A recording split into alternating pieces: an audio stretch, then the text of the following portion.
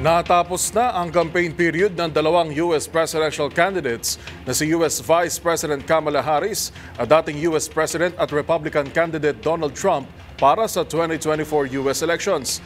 Inaantabayan na rin po sa ilang saglit ang pagbubukas ng eleksyon. Yan at ang iba pang mga napapanahong balita mula sa iba't ibang panig ng mundo sa loob ng isang minuto sa Global Headlines Report ni James Galange. Balita mula sa Amerika. Nagtapos na ang campaign period ng dalawang U.S. presidential candidates na si U.S. Vice President Kamala Harris at dating U.S. President Donald Trump para sa 2024 U.S. national elections. Nagsagawa ng 5 campaign events si Harris sa Pennsylvania at Philadelphia, habang bumisita naman si Trump sa North Carolina, Pennsylvania at magtatapos naman sa Michigan. Bukas naman nakatakdang kilalanin ang bagong Pangulo sa Election Day sa Amerika. Sa iba pang balita, pinagbabato naman ng putik ng mga galit na residente ang hari ng Spain na si King Philip at Queen Letizia sa pagbisita ng mga ito sa Valencia.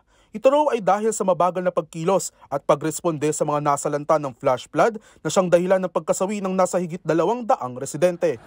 Samantala, balita mula sa Indonesia, umabot sa 10 ang bilang ng mga nasawi matapos sumabog ang bulkang Luwutsobi Laki-Laki sa Eastern Indonesia. Ayon sa mga opisyal, nagsimula ang pag-alboroto ng bulkan na magbuga ito ng mga makapal na abo at nagliliyab ng mga bato dahilan para puminsala at matabunan ng volcanic ashes ang mga kalapit nitong bayan. At yan ang isang minutong hatid ang mga pinakamainit at napapanahong balita sa iba't ibang panig ng mundo. Para sa MBC TV Network News, ito si James Galange, una sa Pilipinas, una sa Pilipino.